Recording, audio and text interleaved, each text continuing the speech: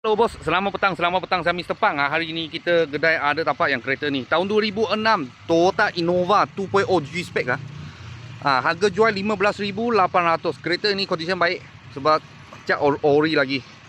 Boleh nambah tepi pintu, ada stiker tu. Kalau sudah spray cat memang jabut, confirm jabut punya lah, kasih buang. Okey, kereta sekarang tengah start engine lah.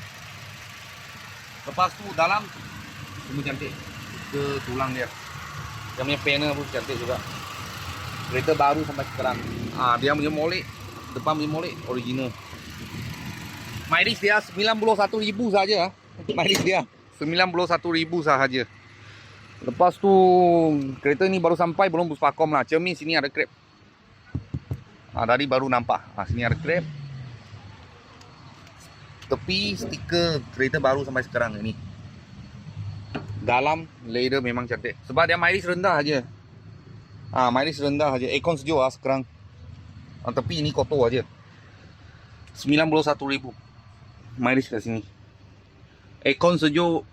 Lepas tu dalam tak ada apa masalah. Cuma cermin krep. Nampak?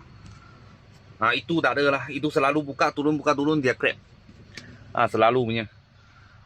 Tapi dia punya leather ori lagi. Leather ori lagi. Aircon sejuk, mileage rendah.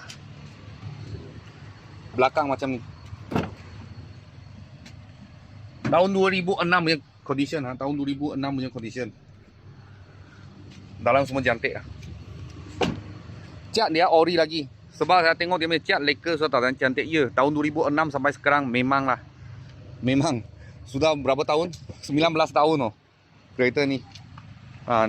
Dia sebelah sana pun ada ini stiker.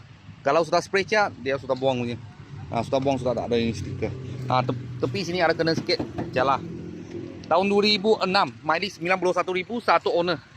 Harga jual 15,800. Kalau bos-bos dan kawan-kawan siapa tengah cari kereta ni, kita sini ada baru sampai aja. Kalau ada apa mulawan kereta, saya akan video lagi. Thank you bos, thank you.